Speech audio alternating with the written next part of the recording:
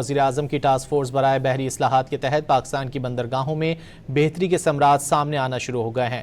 Task force میں شامل تمام اداروں بشمول NLC کے اقدامات کی بدولت بندرگاہوں کے آپریشنز مزید مؤثر ہو گئے۔ بندرگاہوں کو جدید بنانے، آپریشنل کارکردگی بڑھانے اور ٹرانسشپمنٹ ہب بنانے کی حکمت عملی کامیاب ہونے لگی۔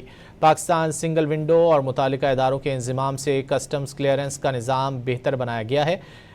وی باکس سسٹم کی اپ گریڈیشن اور پورٹ کمیونٹی سسٹم کے نفاذ سے کلیئرنس میں نمایاں تیزی آ گئی ہے۔ جہاز کی آمد سے قبل گڈز ڈکلیریشن جمع کرانے کا نیا نظام متعارف کرایا گیا ہے۔ Railway network, track and trace اور بانڈڈ ٹرانسپورٹ سسٹم کی بھی مضبوط بنانے کے اقدامات جاری ہیں۔ وی باکس سسٹم کی اپ گریڈیشن اور پورٹ کمیونٹی سسٹم کے نفاذ سے کلیئرنس میں نمایاں تیزی آ گئی ہے۔